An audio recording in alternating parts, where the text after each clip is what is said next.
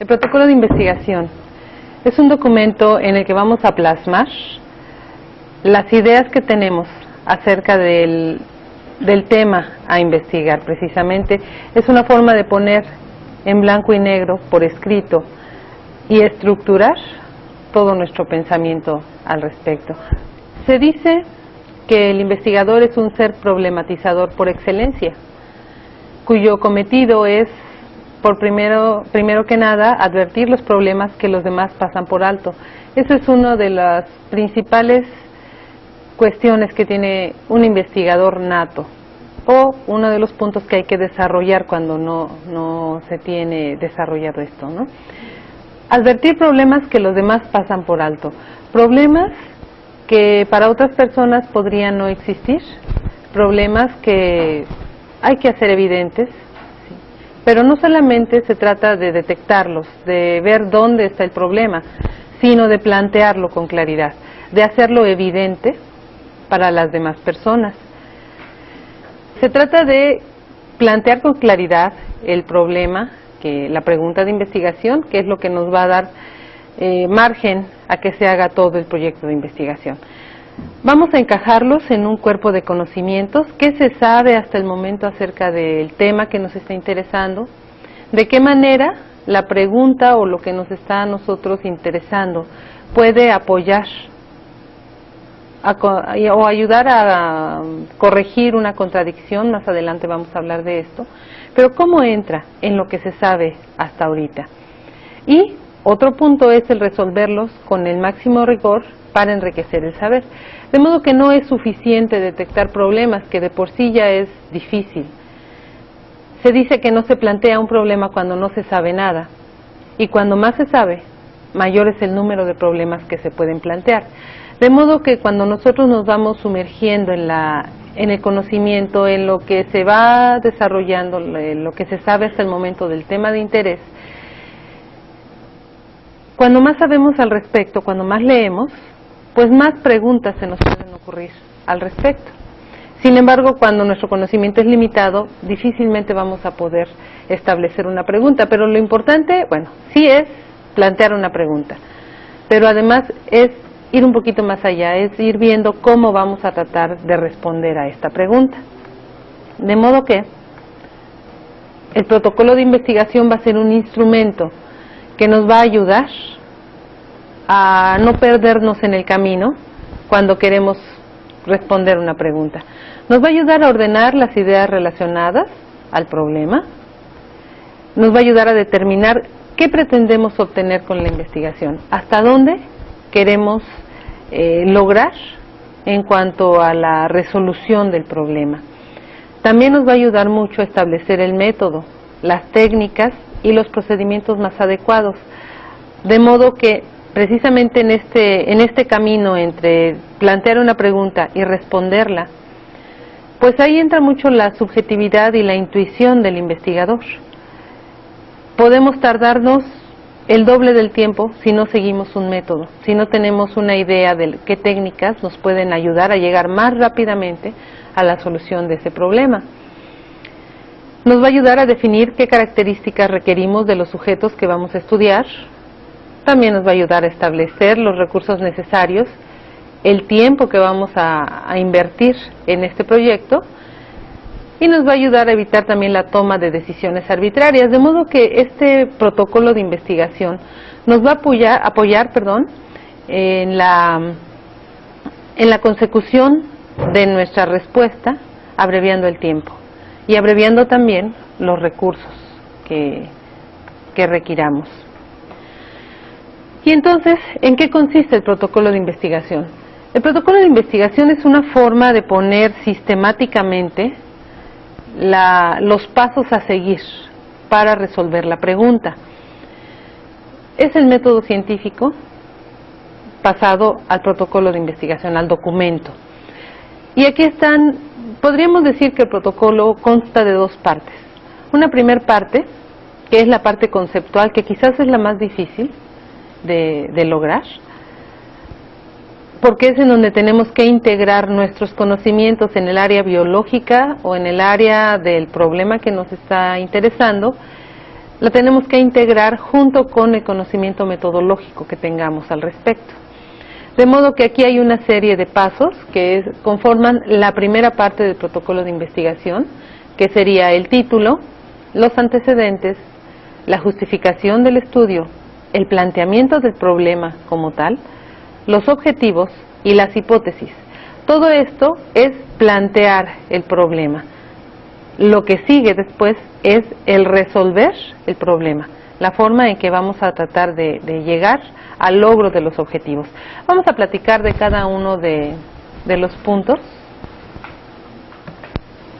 para que nos vaya quedando más claro. El título. El título es lo primero que leemos de cualquier documento, ya sea un protocolo, un artículo, un libro. Lo primero que leemos es el título. Se pide que el título, identifique el objeto de estudio. ¿Sí? Si ustedes hacen memoria, cuando van a hacer una búsqueda bibliográfica, lo que leen son los títulos, y el título puede que los atrape, o puede que no. Si no suena interesante, puede ser un artículo muy interesante, pero si el título no es atractivo, lo vamos a dejar pasar. Entonces el título debe ser informativo. Debe contener el menor número de palabras, porque mientras más largo sea, pues más se puede perder la atención del lector. De modo que vamos a utilizar el menor número de palabras. Debe ser breve, pero esta brevedad no debe quitar la claridad. Entonces debe ser un título que sea breve y claro. Hay ocasiones que con esta información no quedamos satisfechos y quisiéramos dar un poquito más en cuanto a la información. Vamos a ayudarnos entonces de un subtítulo complementario, solo en caso de ser absolutamente necesario. Si no, nos quedamos con lo primero. Ahora, ¿qué elementos debe contener el título de un protocolo de investigación o de un artículo? Aquí están. Debe responder qué es lo que vamos a hacer, a quién o en quién vamos a realizar la investigación, cuándo la vamos a realizar y en dónde va a ser realizada. De modo que si tenemos esto nos va a ayudar, si tenemos respuesta a estas preguntas en el título, esto nos va a ayudar a que nuestro título sea breve y claro. Puede ser que querramos estudiar la prevalencia de amibiasis. ¿A quién? En un grupo de trabajadores de una empresa, no. Puede ser en un grupo de cocineros, ¿sí? ¿Qué? Prevalencia de amibiasis. ¿En quién? En un grupo de cocineros. ¿Cuándo? En 1999, si vamos a ir con datos que ya están colectados, o en el año 2001, si es el presente. ¿Y en dónde? Podemos ahí hablar de una colonia, de una cadena de alimentos, no sé. Pero esto nos va a dar entonces la idea de qué es lo que vamos a querer estudiar. Va a ser un título breve, que ya para cualquier aclaración pues habrá que seguir leyendo el protocolo de investigación. De modo que el título es lo primero que tendríamos que poner, aunque hay ocasiones que resulta ser lo último que queda. Perdón. Entonces, los antecedentes nos van a permitir conocer el estado actual del problema planteado. ¿Qué es lo que se sabe hasta el momento? ¿Sí? Vamos a tener que hacer una revisión de la literatura para actualizar y profundizar los conocimientos respecto al problema planteado. Es decir, hasta dónde va el avance. ¿Qué han hecho otros autores? Con respecto a, el problema que a mí me interesa es amibiasis intestinal, ¿qué han hecho otros autores al respecto? ¿Qué metodología han utilizado? Otros autores seguramente se les ha ocurrido estudiar la prevalencia de amibiasis. Ok, ¿cómo lo hicieron? ¿Cómo abordaron el tema?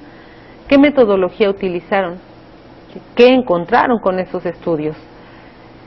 Me ayuda a sugerir nuevas hipótesis, ¿sí? Lo que estoy leyendo me sugiere nuevas hipótesis, me responde preguntas. También el hacer esta revisión de los antecedentes me va a ayudar a mejorar el diseño. Yo desde que estoy revisando antecedentes, viendo cómo otros autores han abordado el problema, yo me puedo dar una idea de cómo es que lo quiero abordar yo,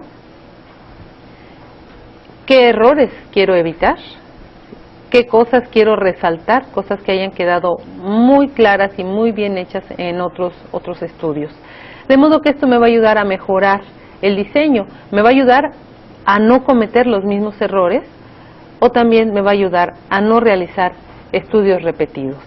Si ya se sabe cuál es la prevalencia de amibiasis en el sitio y en las personas que yo las quiero hacer, pues ya no requiero hacer un estudio, ¿sí? Entonces, esto es lo que voy a buscar en general con mis antecedentes. Se pide que esta sección de antecedentes tenga una revisión relevante y actualizada. ¿A qué le llamamos actualizado? En general se habla, claro que va a depender mucho del tema en el que estamos estudiando, pero en general se habla de los últimos 5 años. En los últimos 5 años, ¿qué se ha estudiado? ¿Qué han hecho? ¿Qué han encontrado? ¿Cómo lo han buscado? Requiere de información nacional e información del extranjero. ¿Cómo lo han abordado autores de mi país y cómo lo han abordado autores de otros países? ¿Qué ventajas y qué desventajas ha habido en estas diferencias? Si es que hay diferencias en la forma en que se están abordando los problemas. Esta revisión la vamos a hacer a partir de revistas médicas especializadas. También nos podemos basar en artículos de investigación original. Los artículos de revisión es una muy buena idea para iniciar a revisar el avance en el conocimiento. A esto se le llama el estado del arte. ¿En qué estado de avance está el tema que nos interesa? De modo que cuando vemos artículos de revisión, generalmente pues son revisiones de los últimos 5 años acerca del tema que nos interesa. De manera que esto nos va a ayudar a rápidamente encontrar una forma de colectar muchos artículos respecto a un mismo tema que nos van a ayudar a meternos más en este tema. También podemos basarnos en artículos de opinión o de crítica o en libros relacionados al tema. Habrá temas que a través del tiempo no varíen mucho, no se hagan cambios, no se esté haciendo mucha investigación al respecto. De modo que en estos temas pues no nos vamos a ir a los últimos 5 años, porque es muy probable que en estos últimos 5 años no haya habido mucho avance. De modo que nos vamos 7, 8, 10 años, varía dependiendo del tema. Pero cuando es un tema que se está estudiando, por ejemplo, VIH-Sida, que es un tema en el que se está constantemente haciendo investigación, hipertensión arterial, diabetes mellitus, bueno, irnos a 10 años atrás es irnos demasiado atrás. Entonces aquí sí hablamos de los últimos 5 años. Reportes de grupos de trabajos especialistas en el tema es otro lugar en donde podemos encontrar información acerca del estado del arte.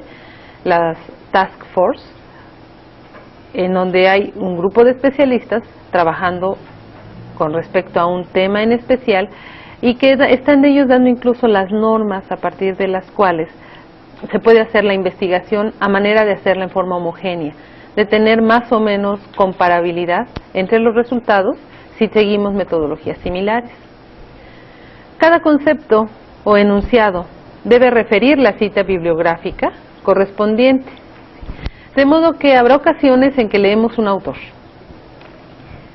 y estemos totalmente de acuerdo con lo que dice este autor. Bueno, si el párrafo lo copiamos textual para incluirlo en nuestros antecedentes, hay que poner la referencia, ya sea con número o con letra, como ustedes gusten, pero hay que poner la referencia. Habrá ocasiones en que nosotros tenemos ya una impresión acerca del tema, y cuando leemos un artículo o un libro, una revista, encontramos que el autor dice exactamente lo que nosotros hubiéramos querido decir. Bueno, aún así, cuando nosotros lo explicitemos en nuestro documento, requerimos ponerlo en nuestras palabras, porque si la ponemos en las mismas palabras que el autor, que quizás efectivamente serían las que hubiéramos utilizado nosotros, bueno, hay que citarlo, porque estamos tomando un párrafo de ese artículo o de ese documento. Es importante, además, dar realce a nuestro estudio, a nuestro protocolo de investigación. Un protocolo que lleva pocas citas bibliográficas, pues es un protocolo en el que se duda un poco. O también hay ocasiones en que las citas bibliográficas son de uno mismo o de nuestro grupo de trabajo. Hay que tratar de ampliar este horizonte. Dice, con el número de la cita entre paréntesis o por el apellido del autor, son cuestiones de estilos, hay normas para cada uno, la que ustedes gusten, pero tiene que estar esta información en el protocolo de investigación. Entonces, una vez con esto, pues estas son, les decía, algunas sugerencias de qué cuestiones deben estar incluidas en la sección de antecedentes. Lo primero, ¿cuál es la incidencia y la prevalencia del problema que estamos estudiando? ¿Qué tan frecuentemente se da este problema en el lugar que estamos inmersos, en donde queremos realizar nuestra investigación? ¿Cuál es la incidencia y la prevalencia de este problema en otros lugares? ¿Cuál es la diferencia entre lo que encontramos en otros lugares con lo que tenemos en nuestro lugar de adscripción? ¿Cuáles son las zonas geográficas afectadas? Es decir, el problema, la prevalencia, la incidencia o la mortalidad. ¿Es mayor en zona rural? ¿Es mayor en zona urbana? ¿Qué zonas son las que se están viendo más afectadas? Una distribución geográfica del problema que estamos estudiando. ¿Cuáles son los sectores de la población? ¿Qué sectores de la población son afectados por el problema? Esto es, se ven más afectados los hombres, más afectadas las mujeres, más afectados los adultos mayores, más afectados los menores de 1 año, más afectados los que se dediquen a una área como ocupación, a la agricultura o a la pesca. ¿Quiénes son? ¿Qué características de la persona? Y si se fijan, estas 3 primeras preguntas se refieren a lo que en general le llamamos un panorama epidemiológico. La descripción en tiempo, en lugar y en persona del tema que estamos estudiando. ¿Cómo se comporta la prevalencia, la incidencia o la mortalidad en tiempo, en lugar y en persona? ¿Cuáles son los resultados de otras investigaciones? Entonces, ahí, después de tener este panorama epidemiológico, vamos a hacer un resumen de lo que han encontrado otras investigaciones, haciendo énfasis en las diferencias o en las similitudes, entre las similitudes y diferencias de las metodologías que se utilizaron. ¿Qué se ha hecho anteriormente para solucionar el problema? Sobre todo si no es un problema original. Es muy posible, y vamos a platicar adelante, que al mismo problema se le haya aproximado de diferentes puntos de vista y cada uno de esos puntos de vista nos esté dando información distinta, a manera que los resultados que estamos obteniendo de ellos puedan ser contradictorios. Bueno, aquí vamos a tratar de resumir estas contradicciones y esto nos va a dar la pauta para más adelante hablar de la justificación de nuestra investigación. ¿Qué tan exitosos fueron los esfuerzos anteriores? ¿Qué aspectos importantes del problema quedaron sin solución? Si nosotros, cuando estamos elaborando nuestra sección de antecedentes, nos basamos al menos en estas preguntas, ¿sí?, entonces va a ser mucho más fácil que tengamos integrados unos antecedentes que sean pertinentes, que sean suficientes para captar la atención de nuestros lectores, ¿sí? Mario Bunge dice que solo el hombre inventa problemas nuevos. Es el único ser problematizador, el único que puede sentir la necesidad y hasta el gusto de añadir dificultades a las que ya les plantea el medio natural y el social. Y eso es un investigador. ¿Sí? Un investigador es alguien que no se queda, como decíamos al principio, con lo que otras personas pueden ver y que pueden pasar por alto. ¿Sí? No le dan importancia. Bueno, un investigador problematiza, ve problemas en donde otras personas no lo ven. El conocimiento, se dice, se inicia con el enfrentamiento de un fenómeno que no se entiende y no puede ser explicado con el conocimiento de que se dispone hasta el momento. Es decir, ya hicimos una revisión de la literatura, ya conocemos el estado del arte. Es muy probable que ahora sí veamos que hay preguntas sin responder, que hay huecos en el conocimiento. De modo que esto es lo que nos va a ayudar a ir dándole forma a la pregunta de investigación. Dice Richards que el investigador es un hombre que camina con una pregunta bajo el brazo. ¿A poco no suena bien bonito? Es un hombre, es una persona, ¿sí?, que va haciéndole preguntas a la naturaleza, va haciéndole preguntas a su práctica diaria, va haciéndole preguntas a lo cotidiano. ¿Sí? Esto es una de las características del investigador. Dentro del planteamiento del problema, se dice que la mitad de la investigación consiste en un planteamiento adecuado del problema. La otra mitad consiste en la aplicación correcta del método. ¿Sí? Esto lo dice Ackoff. Es importante poder detectar problemas, tan importante como buscar la solución a estos problemas. Lo uno sin lo otro es estar incompleto. Puede ser que seamos unos expertos metodólogos. Podemos resolver cualquier pregunta, sí, cualquier pregunta que haga otra persona. Es importante poder detectar preguntas. Y hay quien lo trae de naturaleza, pero también es una capacidad que se puede desarrollar si se va trabajando en ello. Debe cubrir lo que se llama una laguna objetiva del conocimiento, es decir, lagunas reales que deriven de la revisión de la literatura, del estado del arte. Las lagunas subjetivas se resuelven con la lectura de un buen texto o un buen artículo.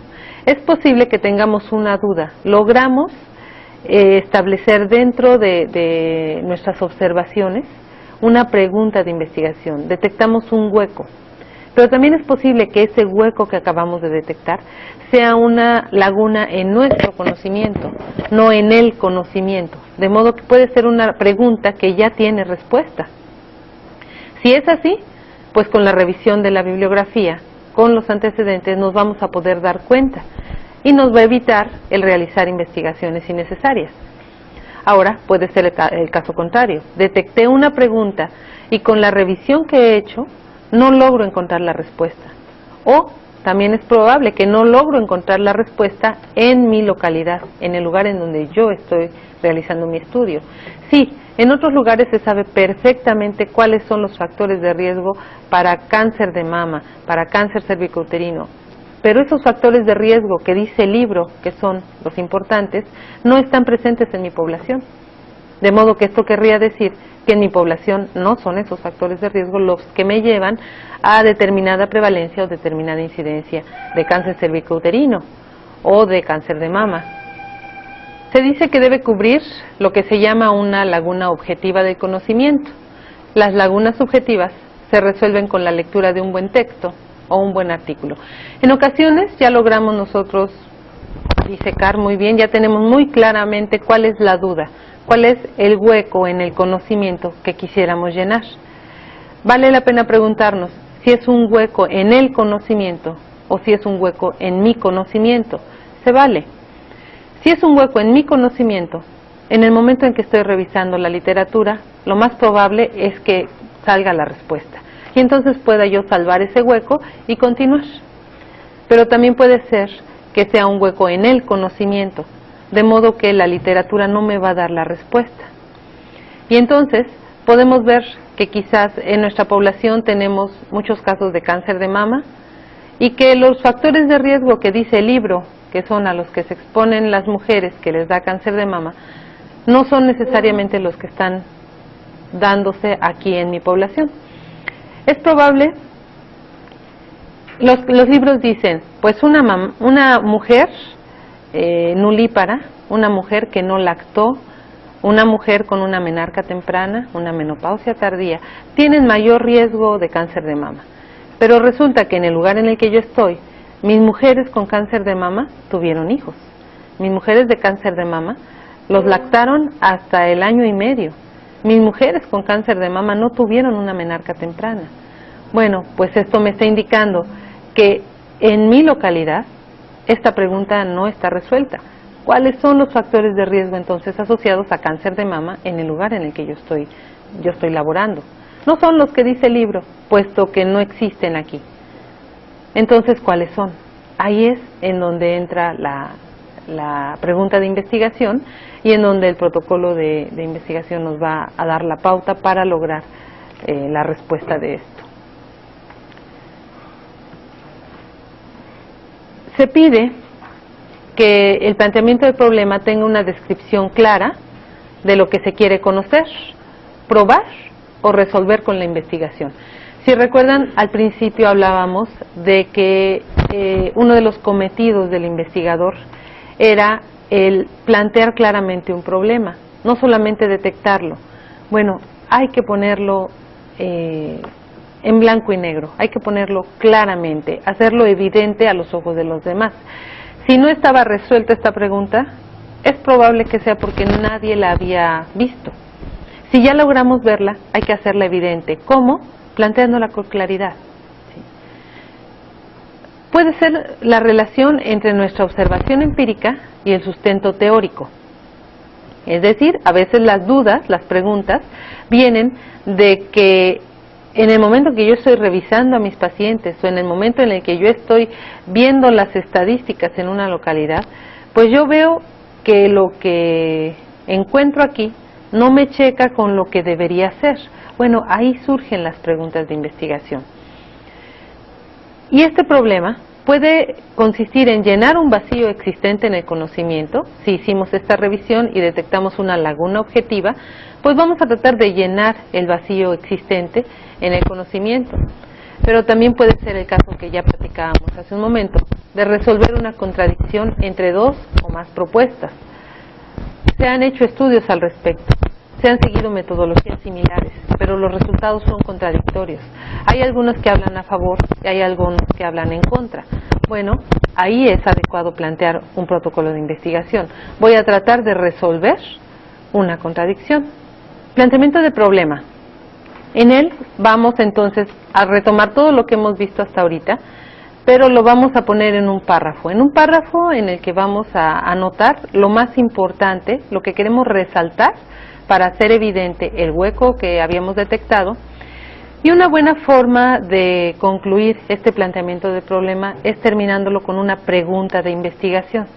Así, una pregunta con signos de interrogación. ¿Cuál es la prevalencia de amibiasis intestinal en la población de estudio? ¿O cuáles son los factores de riesgo asociados a cáncer de mama? Con signos de interrogación. Ya más adelante, conforme vayamos teniendo experiencia, pues vamos a desarrollar también la capacidad de, en prosa, sin tener que poner signos de interrogación, dejar claro que ahí hay un problema, que ahí dentro hay una pregunta, aunque no tenga estos signos. Pero mientras, una forma que nos ayuda bastante es terminar nuestro planteamiento de problema en una pregunta de investigación. Y esta pregunta de investigación es lo más importante de nuestro documento, porque alrededor de esa pregunta va a girar todo lo demás. Ya que tenemos nuestra pregunta, nos vamos a ir hacia los objetivos. Estos representan la finalidad que persigue la investigación, es decir, cuáles son los logros directos y evaluables que se pretenden alcanzar. Cuando estoy hablando de un estudio de casos y controles, yo voy a poner una sección que diga criterios de selección para los casos, inclusión, exclusión, eliminación. Criterios de selección para los controles, inclusión, exclusión, eliminación. Si el estudio es un estudio de cohorte, pues entonces voy a poner criterios de selección para los expuestos y criterios de selección para los no expuestos. Eliminación también. Y con esto voy a definir la población que me está interesando. Este es el perfil de la población en la que yo quiero elaborar mi estudio. El siguiente punto es la ubicación espacio-temporal. Aquí yo voy a decir en dónde espacialmente pienso ubicar mi investigación y cuándo en el tiempo. Si se fijan, en ningún otro lugar habíamos dicho espacio y tiempo además del título. ¿Sí? Hay ocasiones que desde la pregunta de investigación empezamos a decir en dónde y cuándo, y nos vamos a los objetivos y volvemos a decir en dónde y cuándo. Eso es incorrecto. hay un lugar específico del protocolo de investigación para decir en dónde y cuándo, que es cuando estamos definiendo la población objetivo. Una vez que tenemos esto, pasamos al siguiente punto, que es lo que se le llama el diseño muestral.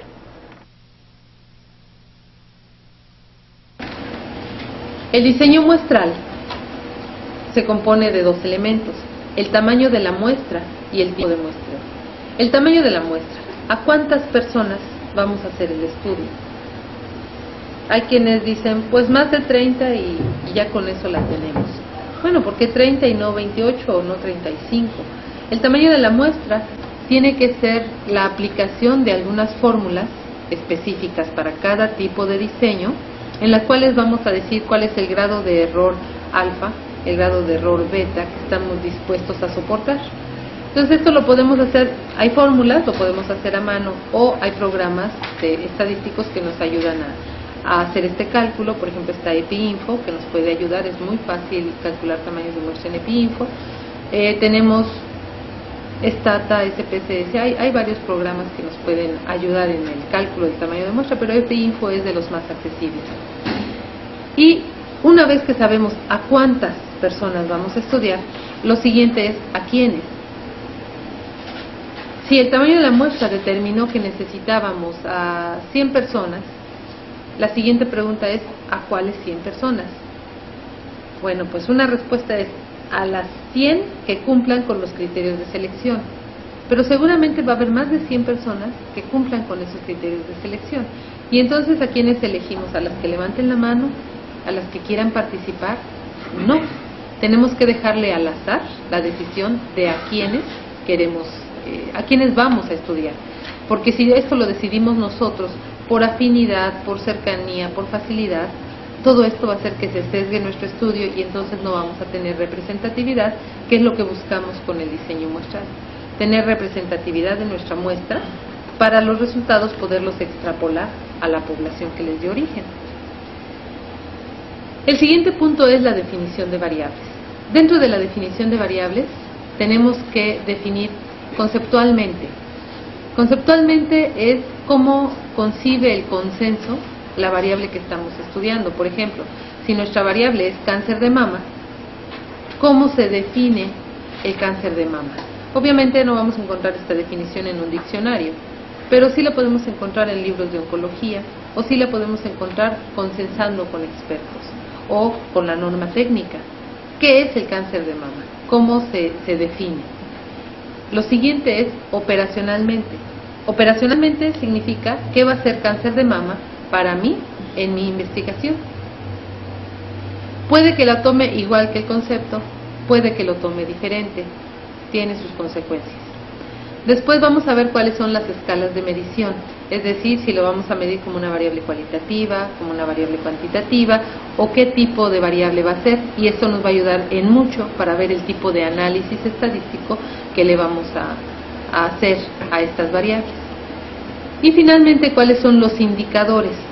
Si nuestra variable es cáncer de mama, nuestros indicadores probablemente sea caso, si tiene cáncer de mama, control, si no lo tiene, y estoy haciendo un estudio de caso y controles, o caso y no caso. Si mi variable es sexo, masculino, femenino, los indicadores son las opciones de respuesta que tiene mi variable. Y son los puntos que tenemos que tener bien claros hasta este momento. El siguiente punto es el proceso de captación de la información, es decir, la recolección de los datos. ¿Cómo vamos a hacer para colectar la información que requerimos para responder la pregunta? Todo regresa a la pregunta.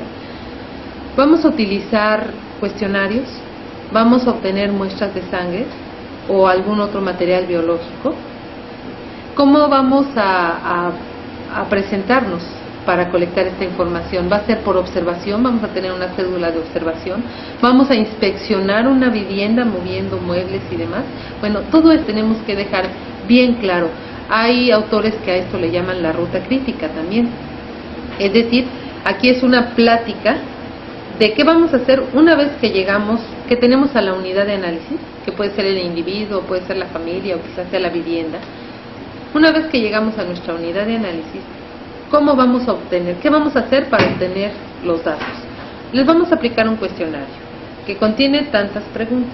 Después del cuestionario los vamos a pesar, lo vamos a medir, le vamos a tomar una muestra de sangre, vamos a hacer, etcétera. Ahí vamos a ir poniendo detalladamente como que platicáramos qué es lo que vamos a hacer una vez en la fase de campo. Todo esto lo estamos haciendo a priori, no nos hemos ido a hacer la investigación. Antes de irnos a hacer la investigación, tenemos que realizar estudios piloto. Dentro del estudio piloto, este se compone por prepruebas. Es decir, yo voy a aplicar un cuestionario, pero ese cuestionario es adecuado, las preguntas se entienden, las preguntas no son altaneras, no son groseras para la persona que voy a interrogar. Todo esto lo tengo que probar previamente antes de ir a realizarlo. ¿Por qué? Porque si yo no lo pruebo, si yo no lo piloteo, es muy probable que cuando esté en la fase de campo empiecen a salir muchos errores en mi cuestionario. Errores que probablemente pueda yo corregir, pero también son errores que probablemente ya no pueda corregir y entonces estoy desperdiciando recursos. De modo que tengo que hacer prepruebas. Otra preprueba es, por ejemplo, el laboratorio. En el laboratorio vamos a mandar las muestras de sangre para que se les haga determinación de anticuerpos para hepatitis. Ok, las muestras, si no es un proceso que esté en el laboratorio, que esté sistematizado o que esté automatizado, y sea algo que lo van a hacer observadores, químicos, biólogos, etcétera, pues entonces tendremos que ver si estas personas están observando la muestra de la misma forma o hay variación entre ellas. Esto es, vamos a validar las pruebas diagnósticas y vamos a validar también la concordancia diagnóstica, porque de lo que me regrese en ese resultado como positivo, si sale positivo yo voy a decir tiene la enfermedad, y si no la tenía y era una persona que salió positiva en falso, eso me va a afectar los resultados de mi investigación. De modo que en la preprueba yo tengo que evaluar todo esto. La preprueba entonces son el realizar el estudio, pero a pedacitos, ir probando y buscando dónde pueden surgir errores durante la fase de campo real. Una vez que ya vimos que las prepruebas están saliendo correctamente, hacemos el estudio piloto, que es el correr todas las prepruebas en el orden en el que dijimos según la recolección de datos. ¿Sí? Es correrlo todo en un mismo momento para ver cuál va a ser la secuencia, qué tan fácil va a ser el desarrollo de la obtención de esta información, en donde aún así puede haber errores y cómo podríamos corregirlos. Simplemente cuánto tiempo nos vamos a tardar con cada una de las personas que vamos a estudiar. Una vez que tenemos esto, estaríamos listos, estaríamos en condiciones de ir a realizar el estudio. Sin embargo, bueno, vamos a poner antes también un plan de análisis. ¿Qué pretendo hacer con la investigación, con la información que voy a obtener? ¿Son variables cualitativas o son variables cuantitativas? ¿Qué pretendo hacer con ellas? ¿Les voy a sacar porcentajes o voy a sacar medidas de asociación? ¿Voy a sacar razones de momios, intervalos de confianza? ¿Qué voy a hacer? ¿Qué voy a cruzar con qué? ¿Qué variables son las que me interesan? Bueno, todo esto lo tengo que poner yo a priori y esto es muy útil porque cuando ya tenemos la información a la mano, es muy fácil que nos empecemos a confundir un poquito y ya no sepamos qué vamos a cruzar con qué. O tenemos información que resultó tan interesante que nos desviamos hacia ella, pero esa información es probable que no tenga nada que ver con la pregunta que nos habíamos planteado. De modo que en el plan de análisis vamos a poner qué es lo mínimo necesario en cuanto al análisis de la información para responder a la pregunta. Todo lo extra es ganancia. Claro que se puede seguir analizando, claro que lo podemos seguir manejando, pero el compromiso mínimo de nuestro protocolo era responder la pregunta que le dio origen. De modo que esto nos evita también que nos vayamos dispersando en la información. Vamos a realizar un cronograma de actividades en el cual vamos a poner, dependiendo de cuánto piensen tardarse con su investigación, mes por mes o semana por semana o día a día o año a año, como sea, según lo que nos vayamos a tardar. ¿Qué es lo que vamos a hacer? Si es mes por mes, bueno, pues de marzo a abril, ¿qué voy a hacer? De abril a mayo y así. Establecer tiempos, y esto nos va a ser muy útil porque no nos vamos a cargar en el tiempo, vamos a tratar de ir con la secuencia que habíamos planeado y así lograr en el menor tiempo posible, pero que sea factible, la respuesta. Vamos a también plantear cuáles son los recursos con los que vamos a contar, con los que necesitamos y los que esperamos contar con ellos, ¿no? En cuanto a recurso físico, recurso humano, recurso material. Y entonces todo esto lo vamos a poner por escrito. También dentro de esta sección vamos a hablar de las limitaciones. ¿Cuáles son los alcances de nuestro estudio? Lo más frecuente es que los alcances los tengamos claros. Desde nuestros objetivos, pues planteamos cuáles iban a ser los alcances. Pero lo que no siempre tenemos muy claro es cuáles son las limitaciones. Y esto nos puede ocasionar problemas. Prácticamente todas las investigaciones tienen limitaciones y es mucho mejor si las aceptamos a que si tratamos de encubrirlas, al cabo que nadie se va a dar cuenta. Sí se dan cuenta.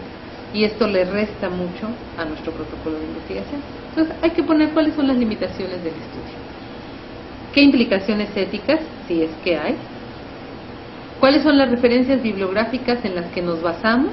Mientras más referencias mejor, no hay un número mínimo, no hay un número máximo, pero sí las necesarias.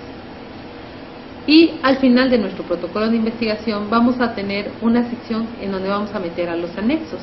Aquí podemos poner como anexo el instrumento de recolección de datos, llámese el cuestionario, la hoja de registro de observación, si es que se hizo, el instructivo de codificación, cómo vamos a codificar nuestras variables, los mapas de la localidad, si es que los obtuvimos, toda aquella información que pueda ser importante para que nuestro protocolo, para que nuestro documento quede perfectamente claro y entendible, las vamos a meter en la sección de anexos. Y estos son los componentes del protocolo de investigación.